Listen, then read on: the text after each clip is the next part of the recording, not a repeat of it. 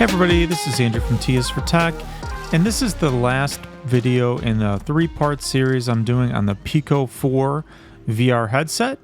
And this is just going to be a bunch of different gameplay from some games that are available on the store, and we'll just jump into it.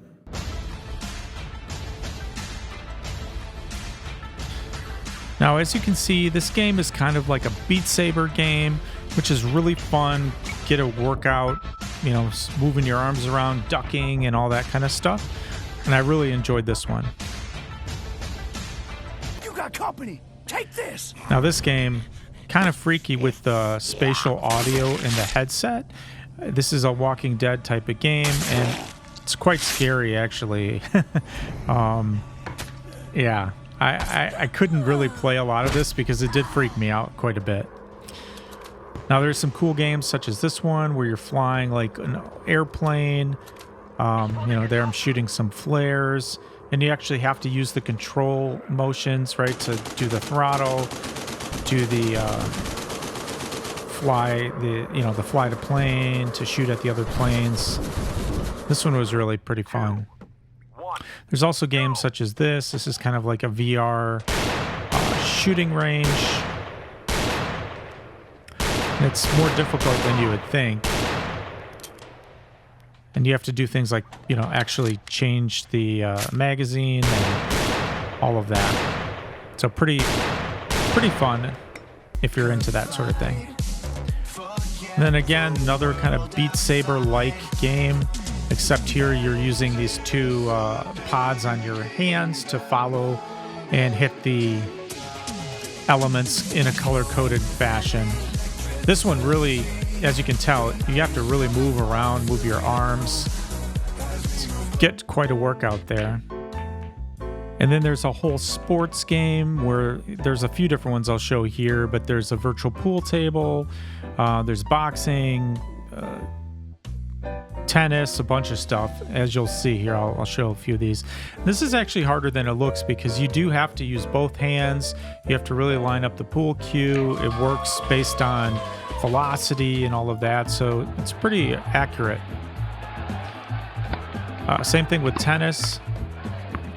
It's easy to totally not hit the ball into the other side of the opponent's court and all of that, so you have to really be pretty precise with the tennis racket. And I played tennis in the past, so this was maybe a little bit easier for me, but it's actually really fun.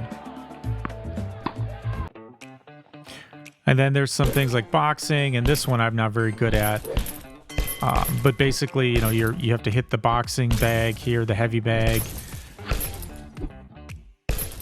and you get points for doing it, etc.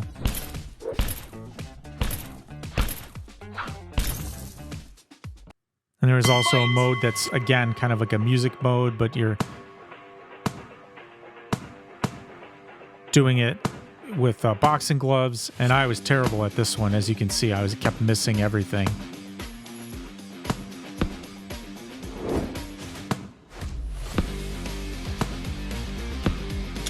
Yeah, not good at all.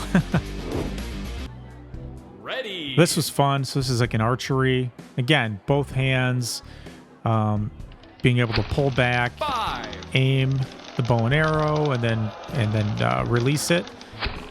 10. This one was pretty fun, actually. Ready.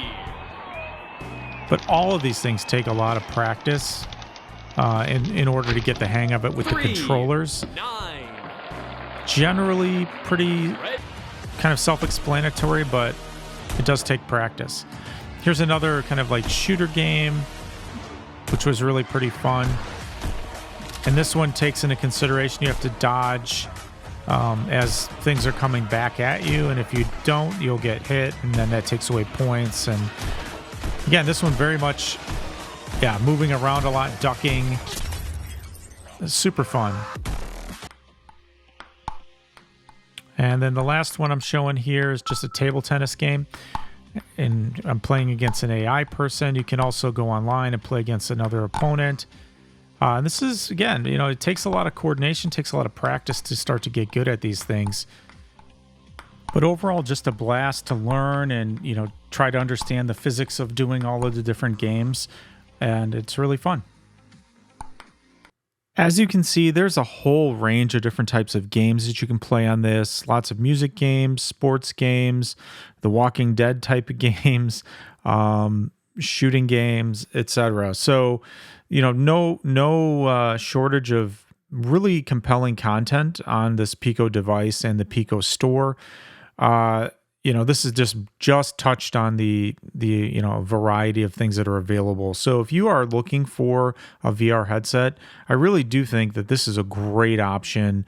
I've really enjoyed using it and taking a look at it for these last 3 videos, and it's great. The only thing I could say is from a pros and cons perspective, I do find that the battery life is pretty. The battery life goes pretty quickly. It uses up the battery, so I've had to kind of charge this quite a bit. I tried running it with a battery bank kind of attached to the USB-C, and that seems to have helped. Right, it's kind of extend the longevity of it to have an external battery pack just plugged into the USB-C. But aside from the battery issue, the resolution is great. The sound is good. It's comfortable. There's a whole variety of things that you can play on this. So overall, even given, the battery issue that I was having or, just the short battery life, I think this is a really compelling and awesome device for the price point. If you have any questions, go ahead and post those below. I'd be happy to answer. This is Andrew from TS for Tech. Thanks for watching, and I'll see you next time.